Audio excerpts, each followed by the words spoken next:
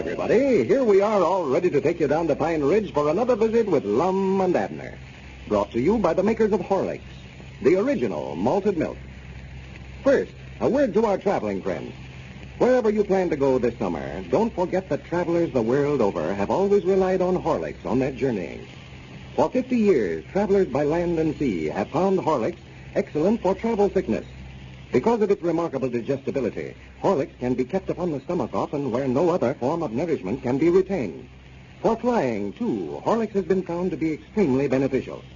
Many of our friends report that they use both the powder and the tablets on their flying trips. Horlicks makes a light, sustaining meal that tides them over until they land, thus preventing sickness.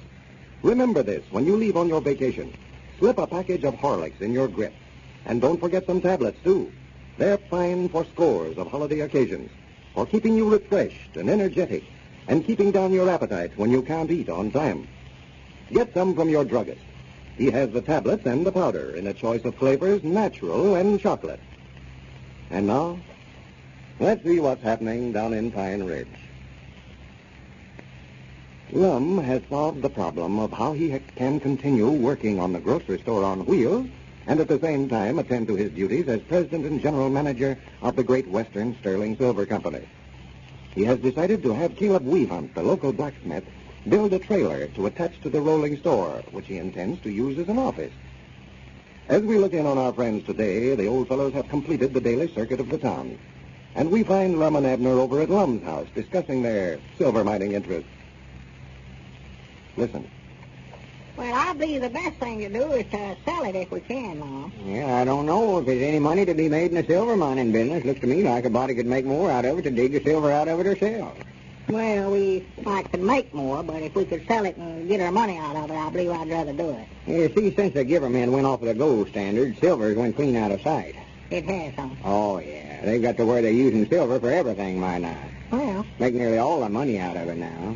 I could sell it to the Givermen. It'd be fine if we could just make our own money out of it, wouldn't it? Yeah. Every time we need a little spending money, just go down and make up a batch of nickels and dimes and sit you there. Yeah, it'd be fine, all right, but I don't much believe the Givermen allow you to do that, though. They won't. We could make silverware and stuff like that.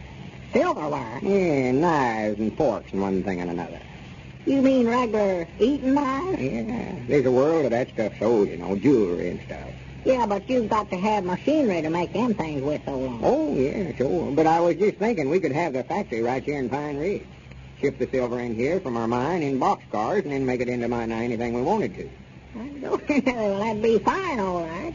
Give a lot of work to folks around here. Oh, my, yeah. I've been studying it over, turning it over in my head, sort of.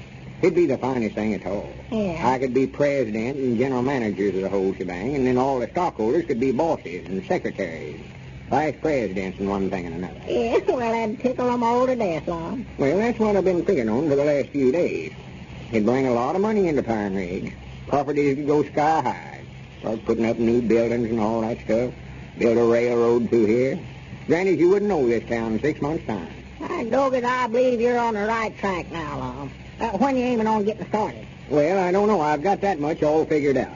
Now, the next thing we got to do is get the money somewhere to build a factory with. Yeah, what about you going to get that at? Yeah, that's just it. That's all that's holding me back, though. See, them things runs into money when you start building them in factories. Yeah, I expect it'd cost a right smart to build one of them, all right. That's my trouble. I can study things up that way. Don't have no trouble doing that at all, like this idea right here. There's $1 million idea right there. This thing got $1 million to go with it. No. Of course, we could take it. No, that won't work, no. What won't work? Yeah, what I started to say won't work. Well, what is it? Maybe you've got an idea and don't know it. You could have one, I reckon. A blind hog will find an acorn once in a while. Find an acorn? Wait a minute. Are you calling me a blind hog? No. Well, I was going to say I ain't no more blind than you are. Well, what's this idea you thought you had there? Oh, nothing. I just started to say it. I know the way we could raise the money, but it ain't no good, I guess. Well, what is it? Well, I just started to say before I stopped myself that if we could sell the mine to that fellow Worthington that offered us $1 million for it, why, we could take that money and build a factory. Why, sure we could. Why, Granny, that's a good idea, Abner, a gooder. Yeah, but the only trouble with it, if we sell the mine, why, we wouldn't have no use for a factory. Huh? Oh, Yeah, that's right. Yeah. Of course we wouldn't. Anybody with just half sense would know better than that. If we sold the mine, that's right, you said that. Of course, maybe we could sell some more stock in the mine and get enough money out of that to build a factory there. No, I thought about that. Ain't no money around here now. Squire Skimp just about cleaned the town out. He's got all the money. Well, maybe we could sell him an interest in it then. Why, he just gave me his interest the other day. He made me a present of it. What would he want to be buying it back for? Well, I don't know. It does look like a foolish thing for him to do, don't it? Why, sure. He wouldn't want to give something away and then buy it back. Well, I know. I don't know what he's thinking about. That's the foolishest thing I ever heard of. If I'd have wanted it, why, I'd have kept it in the first place. Nobody asked him Well, to give he it. ain't trying to buy it back. Huh? Oh, no, of course not. What's the matter with him, anyway? I was just thinking, Abner, if that feller Worthington had come in here trying to buy it a while back wants it so bad, I might could sell him part of that 57% that I got now. Yeah, you might could, yeah. He offered us $1 million for the whole mine, you know. Yeah. I could sell him a fourth interest for $250,000. That'd give us enough to put up right smart of a factory right there. Why, sure. Why don't you write him a letter, Lum, and see if you can't make some kind of a deal with him? I reckon I'll just do that. Reckon what his address is. Arizona's all I know. Well, Squire Skimp ought to know. They're awful good friends, I think. Yeah, I can find out from him. I'll just call him up and ask him. Yeah, now, I believe we're getting on the right track now, Lum. Yes, sir. Yeah, I hope he don't want to be president of the company, though. I'll have to have an understanding with him about that. Hello? Where is this after this about president? Squire? This is Lum Abner talking. I'm the one first. Why, do you know that feller Worthington's address? Yeah, the fellow that come in here and offered us $1 million for the silver mine a while back. Yeah, that's right. Yeah, but what town in Arizona? How do you spell it? Tucson. I'll put that down here. You don't know what his box number is, do you? Well, I'll try somebody there at the door. Oh, yeah. Let him in. Yeah. Well, I know. I'm just going to write him a letter and see if he still wants to buy the mine. Oh, for goodness sake. Come in, Frederick. I bet you thought I was somebody else, didn't you? I never thought nothing about it. Be quiet, I'm talking on the phone. Well, he might, though. You can't never tell. I've got a mighty good proposition to offer him. All right, Squire. Much obliged to you. Goodbye. We don't know for sure where he's at. He don't. Said I could write to, what is this, Tuscan, Arizona, if I wanted to. Might get him there. Uh-huh. How you, Cedric? Oh, why, Hey, he's all right. Lum. yes, I'm all right.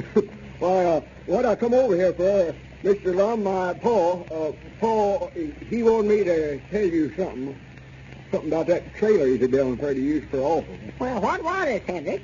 I must have just let it slip my mind. I said it over to myself all the way over here so I wouldn't forget it. Well, sit down over there, Cedric. Maybe it'll come to you directly. Yeah, I know I can think of it if I can recollect what it is. Well, now, just be right quiet for a few minutes. Try to get your mind to work. Well, there's somebody else at the door. Come in. Well, come in, Dick. Yeah, howdy, Dick. Well, what's going on here anyway? It's a meeting of the ladies, eh? No.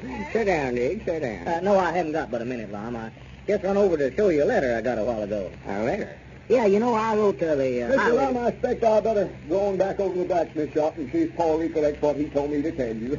I don't believe I'll ever think of it by myself. All right, Cedric. Go ahead, Dick. Well, you know that fellow Worthington that came in here a while back? Yeah. Shut the door, Cedric. Thought he must have been raised in a barn. And what, Dick? Well, you know, he claimed that he was from Arizona, and I couldn't understand what he was doing with Oklahoma license plates on his car. So I wrote the Oklahoma Highway Department and found out that the license was issued to another fellow in Tulsa, Oklahoma. Yeah, I recollect you telling me about that a while back. Well, I still wasn't satisfied. You know, I told you that I believe that fellow Worthington was a fake, offering you $1 million for that silver mine. Well, sir, that's a funny thing. We were just talking about him not 5 minutes ago, and I said them very same words. Well, I wrote another letter to the police department in Tulsa, and, well, here, I want to show you.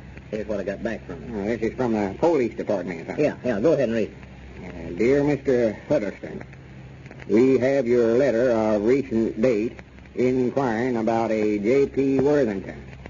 Our record, maybe you better read that, Dick. My eyes are sort of bad today. Oh, well, yeah, it says, Right there, where I left. our records disclose that this is an alias used by Gabby Gandell, internationally known con man and stock swindler.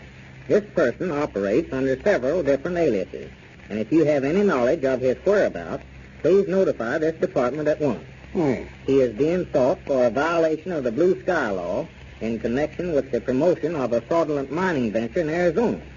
A reward has been posted for information leading to his arrest.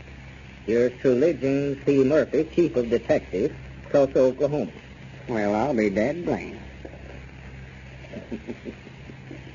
Well, that definitely eliminates Mr. J.P. Worthington as a prospective buyer for the silver mines. Before we leave you, I have a message here that every mother listening in should hear. It's about Horlicks as approved food for infants and nursing mothers. For 50 years, Horlicks has been rearing infants successfully all over the world. Rich in calcium, phosphorus, and essential elements for proper development of bone and tooth structure, it has been found useful for infant feeding by medical and child feeding authorities. Horlicks is especially suitable as a baby food because of its extreme digestibility. The rich, full cream milk has been modified with the soluble extract of the choicest malted grains. Hence, it can be more readily, more safely handled by the delicate stomach. Because it is so rich in nourishment, Horlicks is also recommended as a fine food drink for the nursing mother.